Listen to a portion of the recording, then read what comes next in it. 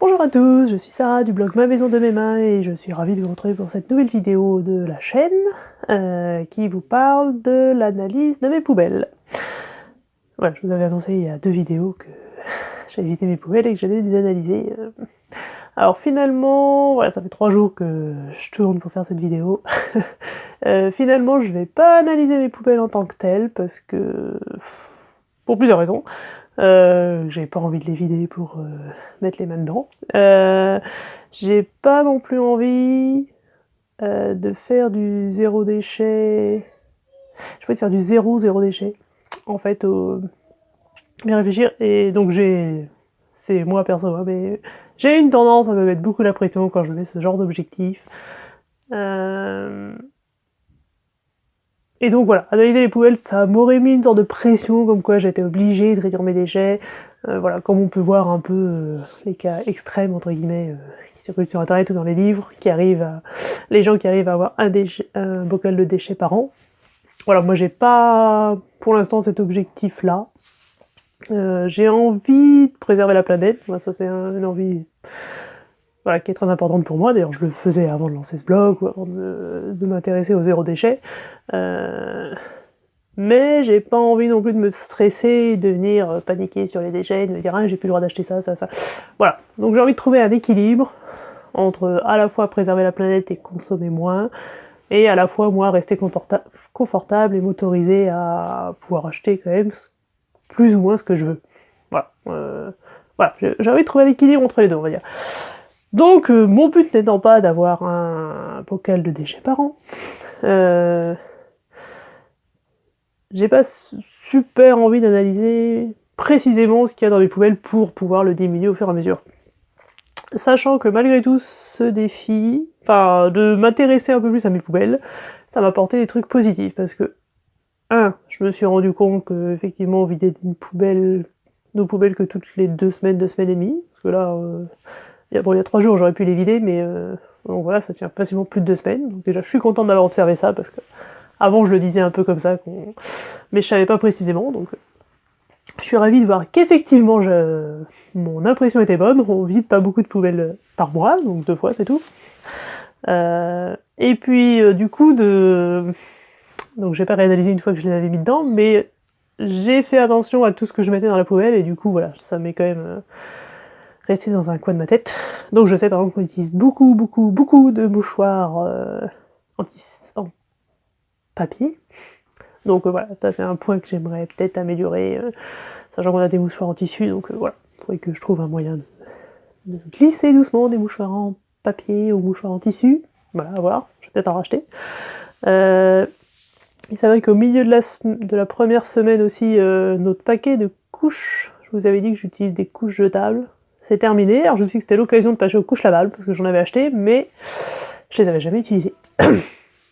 Du coup, comme mes enfants mettent plus que des couches que la nuit, je me suis dit que c'était l'occasion, vu que le paquet était fini, et qu'en plus je voulais faire attention à pas trop charger ma poubelle, de passer aux couches lavables. Du coup, on est passé aux couches lavables, et effectivement, depuis qu'on met plus de couches jetables dans la poubelle, elle s'est remplie beaucoup moins vite. donc il y avait vraiment quasiment que ça dans la poubelle.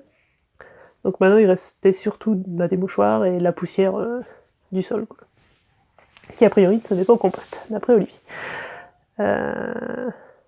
Voilà, donc maintenant on est aux couches lavables et on lave tout ça tous les 3 jours à peu près.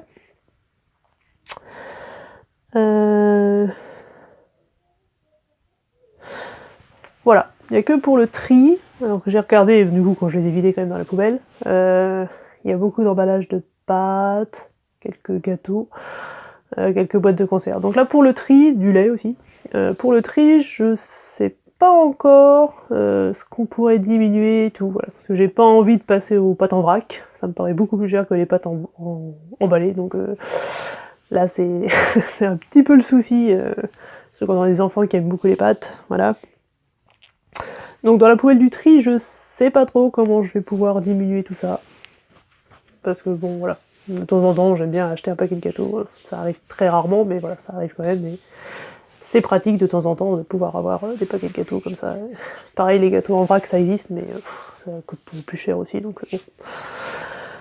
Voilà, c'est toujours les questions d'équilibre, sachant qu'on est quand même passé il m'a quand même fallu 2 semaines et demie pour remplir le paquet, la poubelle de tri, donc c'est quand même pas mal.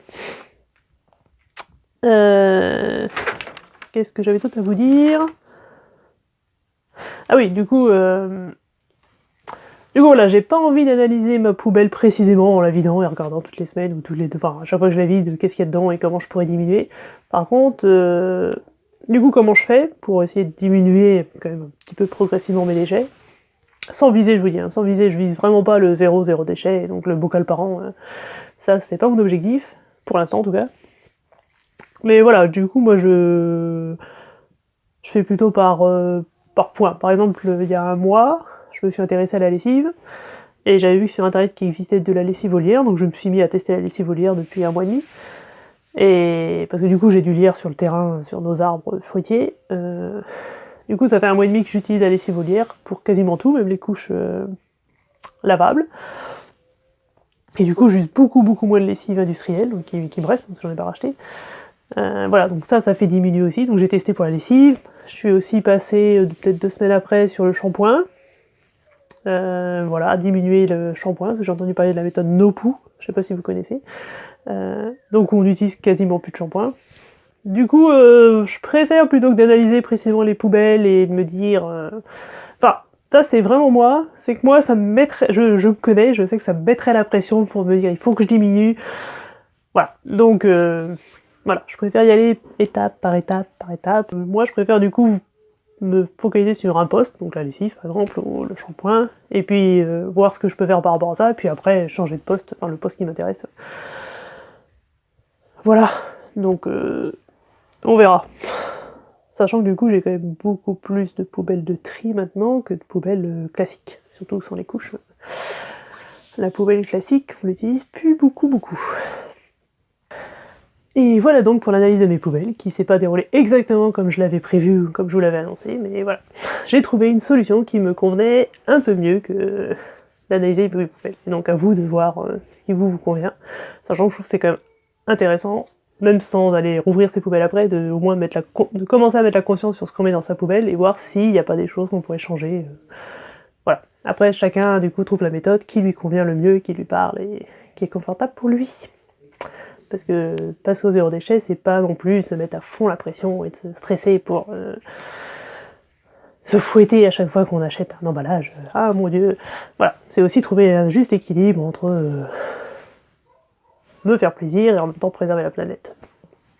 Voilà. C'est ce qui est important pour moi dans ma vie, en tout cas. Voilà, j'espère que cette vidéo vous a plu, vous aura inspiré, vous aura aidé peut-être à y voir un peu plus clair dans votre démarche personnelle de diminuer vos déchets, ou pas.